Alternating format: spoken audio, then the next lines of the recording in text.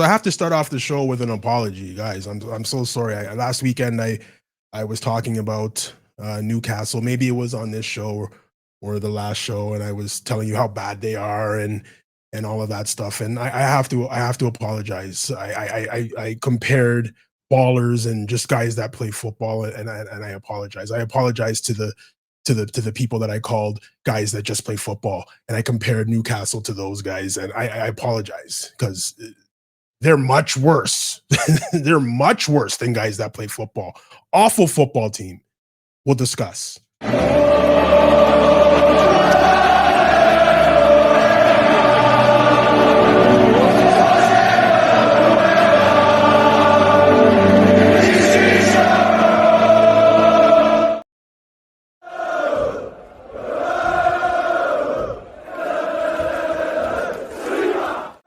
Welcome to episode 57 of the Clockenders podcast. I'm your host, Reginald Vino. Just finished watching Arsenal batter Newcastle at St. James's Park 2-1. I don't care if you watch the game and you're honest with yourself. Battering at St. James's Park. I mentioned in the intro, last week I called Newcastle just a bunch of guys that play football, which is, I apologize to the guys that just play football out there because these guys are nowhere near that. Awful team. Awful players. Jamie Redknapp before the game said that he said Eddie Howe was one of the best managers in the world. I'm rewatching Breaking Bad and those guys that cook the meth, and I swear, Jamie Redknapp, man, you're sampling the wares. One of the best managers in the world, Eddie Howe. Oh my God, give me a break. That is an awful football team. That I said it during the game. We were down 1-0, and I said, if we lose this game, this is like losing to Wolves, guys. There's not one footballer on the team. There's not one footballer on the field. And you guys think I'm exaggerating. Joelinton is a footballer. Bruno Guimaraes is a footballer. Anthony Gordon's a footballer. These are the guys I'm afraid of to play. You guys you're out of your mind. You guys are out of your mind. That is a shit team. Standings don't lie. That is a shit team. I don't care if you're a Newcastle fan or whatever you are. That is an awful football team. You can't tell me anything else.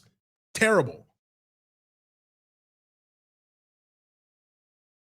And once again, you're gonna look at me and say, Reggie, you're a conspiracy. I'm not a conspiracy theorist, and I don't believe in all of that stuff. You get what you deserve.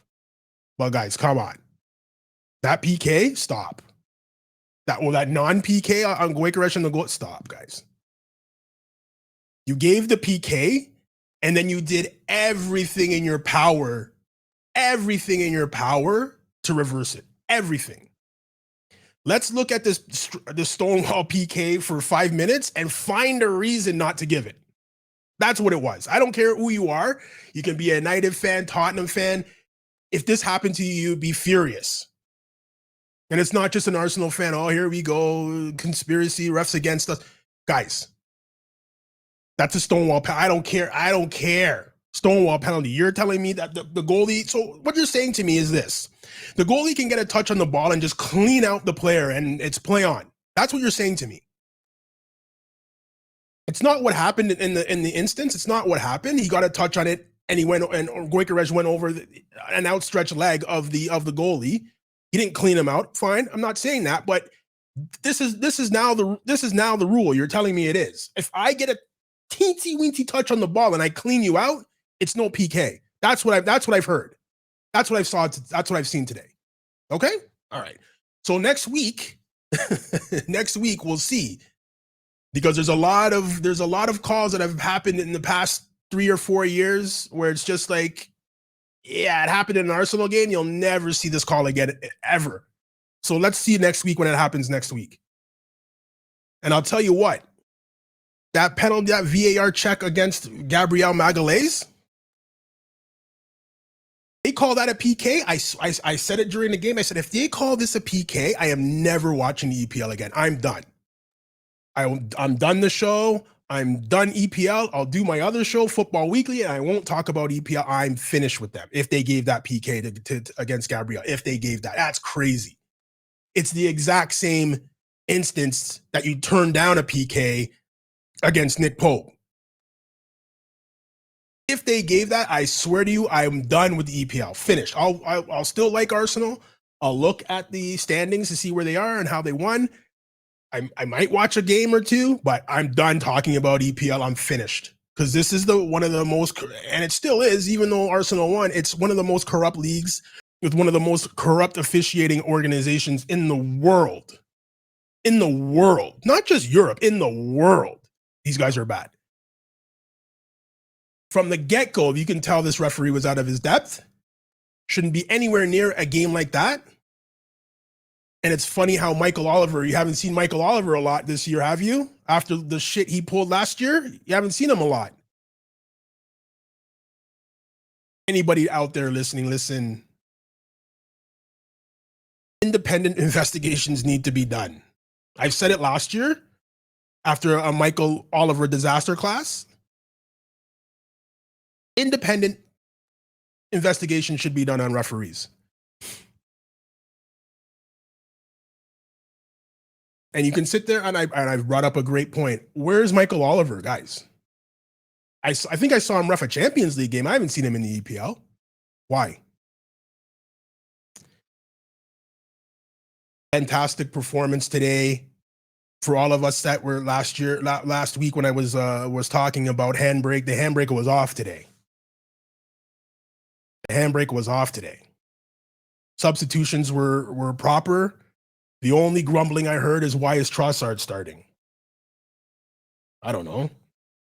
I don't think that lineup was bad. I think that was probably one of the most powerful lineups you can put out there based on performances. Gyökeres was amazing today. And you can look at, he's a striker, he doesn't score another flat. No, he was amazing today, guys. Amazing. And we'll discuss it when we talk about the ratings today. Everyone played well. Substitutions were timely.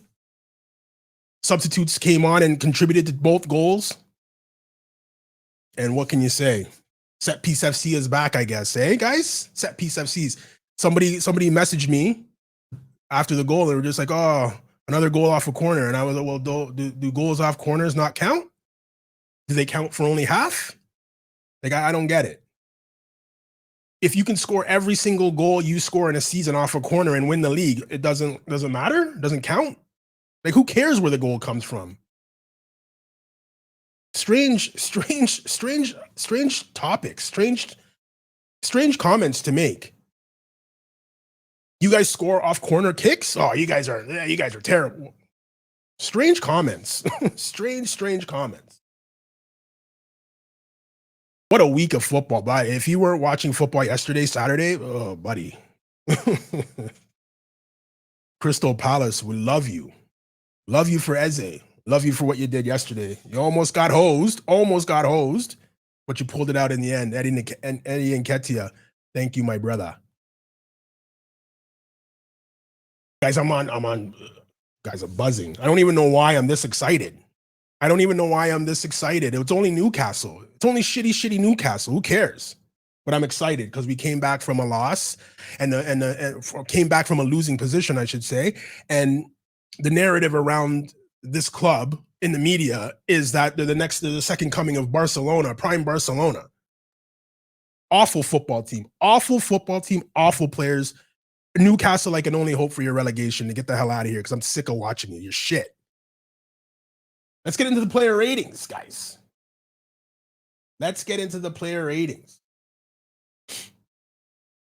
Start at the back. David Raya, did he have a chance on the goal? Nope. Did he have anything else to do? Nope, not really. Not really at all. Did what he needed to do. Some of the distribution was awful. I think 2 times he kicked the ball straight out of bounds. Awful. Threw the ball into space to nobody a couple of times too as well. But as far as shots saving goes, I don't think he had a chance on the goal either. And Gabriel needs to be stronger there anyways. That's never a foul. But so he gets his customary 7. Really didn't do much, but and I know he's better at distribution, and I don't know why it looked like that today, but I'm in a good mood. I'll give him a 7.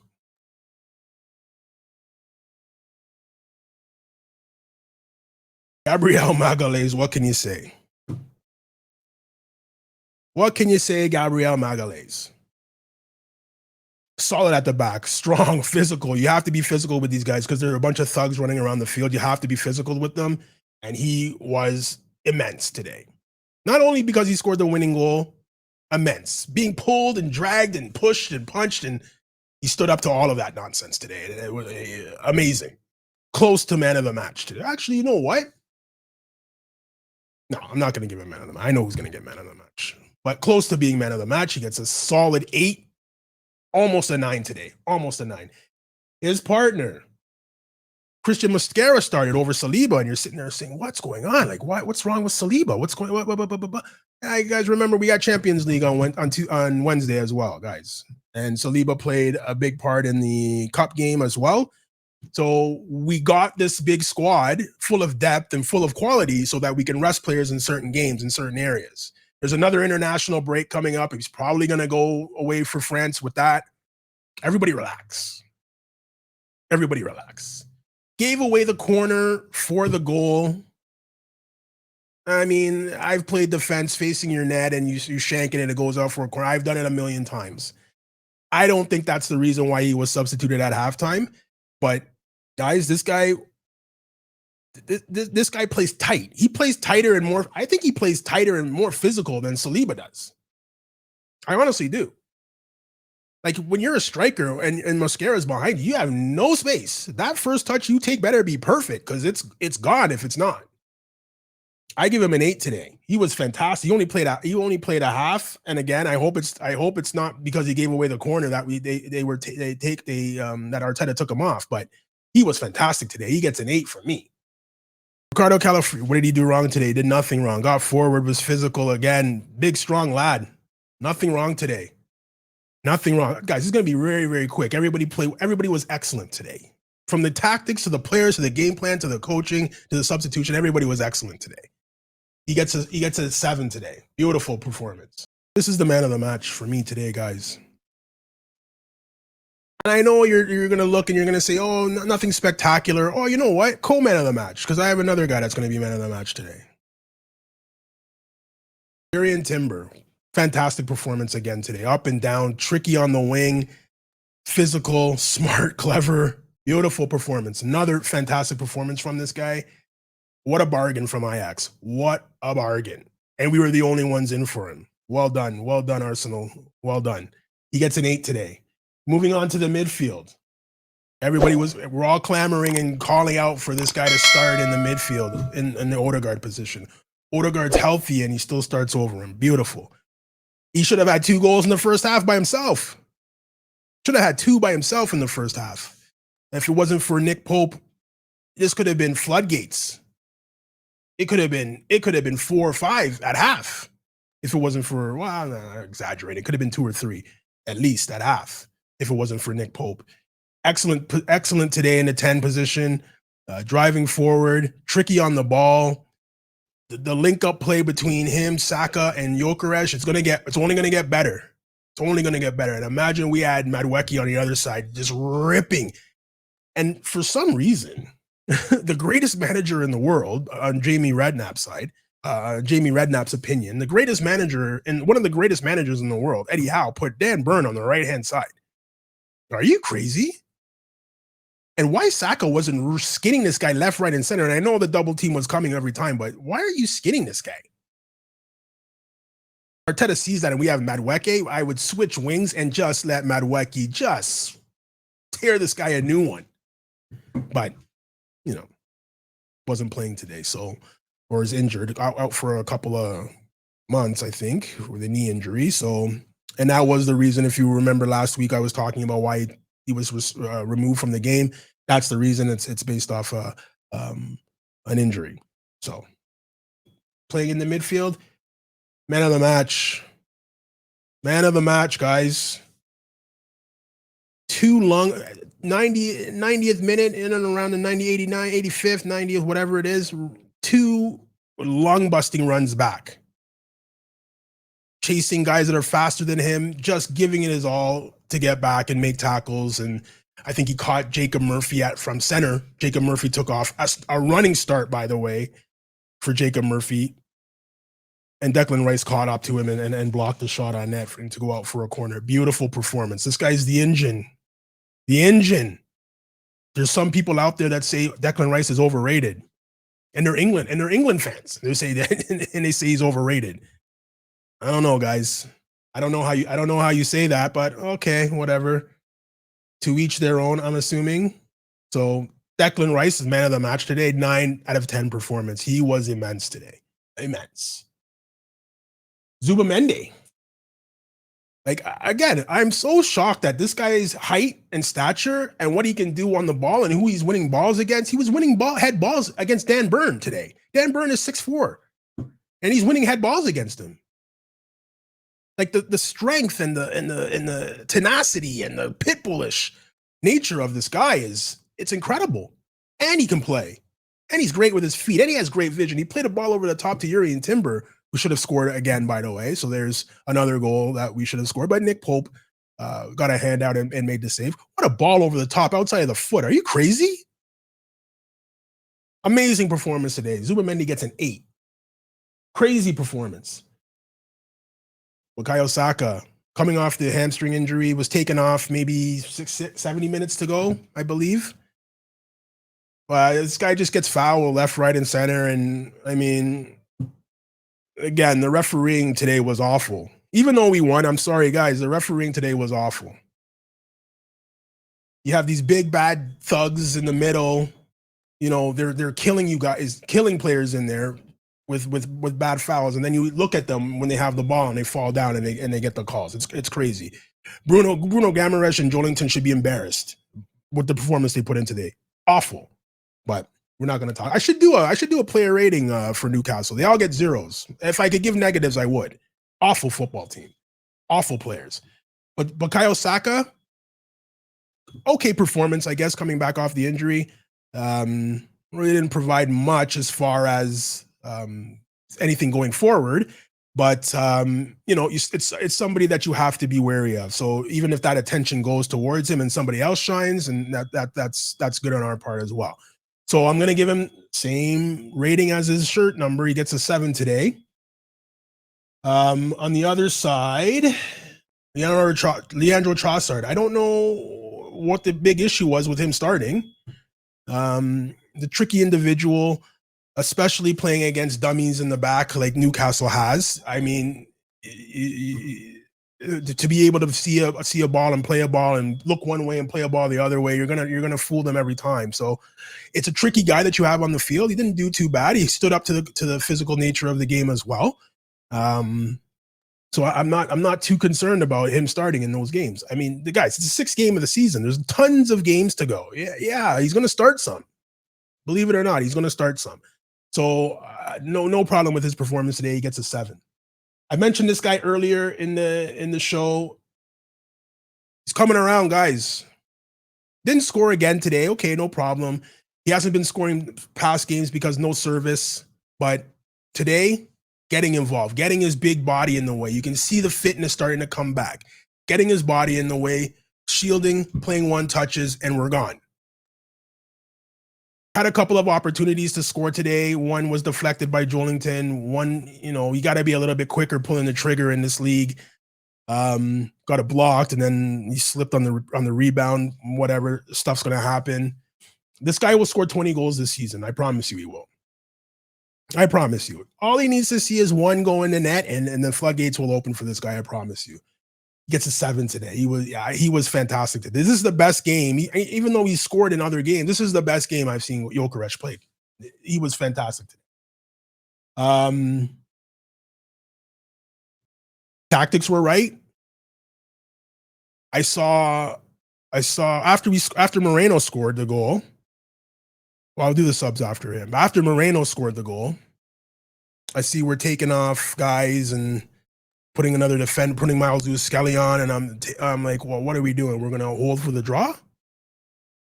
And even Gary Neville said what I was thinking. No, if you're in it for the league this year, there's 6 minutes left. You gotta go for the throat now, guys. Go for the throat.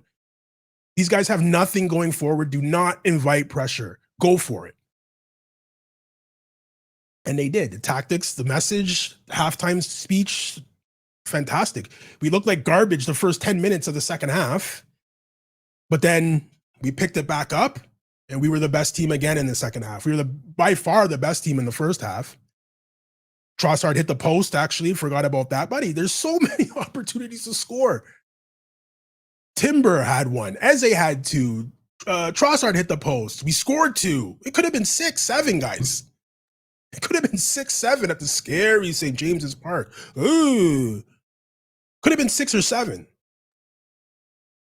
This man got everything right today. He gets an 8. We'll go to do the subs as well. Miles Lewis-Skelly came in. He had an opportunity to square the ball. It was a great defensive play by one of the defenders, but he makes that run. Now we're making runs going forward, and we're actually playing the ball through to him. I believe it was who played that ball. I think it might have been Eze who played the ball to him. But a double pivot of having Rice in behind Odegaard and Eze, that might be a problem for teams. That might be a problem. Or even Eze and Odegaard in front of Zubamende, that might be a problem for teams. Like the depth of the squad and the quality of what's on the bench. They took a picture or they took a pan of the bench, and it was just like, holy smokes.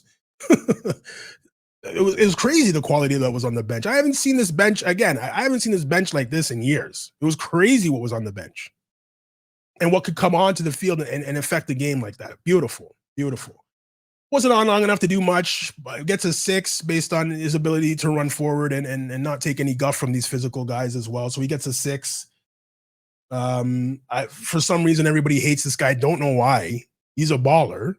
Spanish national team love him, but I guess our fans know better than them and Arteta and everybody. So, guys, maybe the coach knows what he's doing. Maybe he knows what he's doing. What a goal! What a goal! Up against Dan Burn again, 6-4, flick back post. What a goal! And he was put on to play off of Gyökeres. He wasn't put on to play in the midfield. He wasn't there to play in the midfield. We had Eze, Rice, and Odegaard there. He wasn't put on. He was put on to be maybe the guy underneath Gyökeres because we needed a goal. Popped up and scored. Amazing performance. 7 today. Off the bench, it's fantastic. Usually guys off the bench get a 5, but he's getting a 7. Who else came on today? Martinelli didn't do much. The confidence is there. He got a ball in the box and did a little trick and tried to go forward. So I mean, confidence is there. If we had maybe another 10 minutes, I think he probably would have scored. But the way that he scored the last couple of games was balls over the top after winning the ball from the other team's offensive pressure. But Newcastle had no offensive pressure. We were always in their zone, and there was no space in behind to put him through. So the defensive game plan of Newcastle was probably the only thing that really kept Martinelli from shining today. So he gets a 5, and not a bad 5. It's just he didn't really have enough time to really do anything, and the way that Newcastle was playing is not conducive to what we need Martinelli to do. So he gets a 5 today. Who else came on? Saliba came on at half for Mosquera, and again, I hope it's not because he gave away the corner. I mean, like I said earlier, I've done that too. Shank it, goes out for a corner. Okay, we have to defend it. And what Gabriel Magalhaes was doing there, not a chance. Not a chance that's a PK or a foul. Not a chance. There was another handball in the Bruno Guimaraes handled the ball. He put his arm like this and it hit his arm. No PK. No VAR looks at it. No PK. I don't know, guys. I don't want to keep harping on VAR and the officials and all that stuff, but there's something going on. Either you're very, very, very, very, very bad at your job or you're corrupt. I've said this a million times. You're either corrupt or you stink at your job. I don't know. You can let me know which one it is. Should have had 2 PKs. Should have had 2 PKs and scored 6 goals. At least 6 goals today. But I'll take a 2-1 lead. I'll take the points. Banana peel yesterday by Liverpool. Banana peel yesterday by Tottenham. Banana peel yesterday by Chelsea. Banana peel. Well, it's not a banana peel anymore at Man United. They're just garbage. But, and to get all 3 points. So, guys, that's the wrap up of Newcastle Arsenal 2-1 at St. James's Park. We're 2 points behind Liverpool in the standings now. And one team that I really, really like and really would like to see actually get into Champions League after what they've endured this past transfer window is Crystal Palace. Crystal Palace is in 3rd place. We're a point ahead of them, I believe. Like, could you imagine losing Eze and losing this guy and losing that guy and still being able to produce that type of performance from your team? It's early. It's 6 games in. It's early. I understand it. But, I mean, when the wash comes out, it's probably going to be the top 4 as usual, the same top 4. You can substitute the 4th place team between Chelsea and, I don't know who else. Everyone else is trash. But, I mean, it can't be Tottenham. It won't be Tottenham. It won't be United. Maybe Nottingham Forest. Who knows? Who knows? But they lost this morning as well to Sunderland. So who knows? Who knows? But guys, if you're not subscribed to this podcast or watching or getting notifications on when new episodes are coming out, please go to YouTube, subscribe. It's free. Hit the bell for notifications. And then it'll let you know when new episodes are up on the podcast. We usually do one after every single game. So you have a pretty good idea of when the shows are going to be on.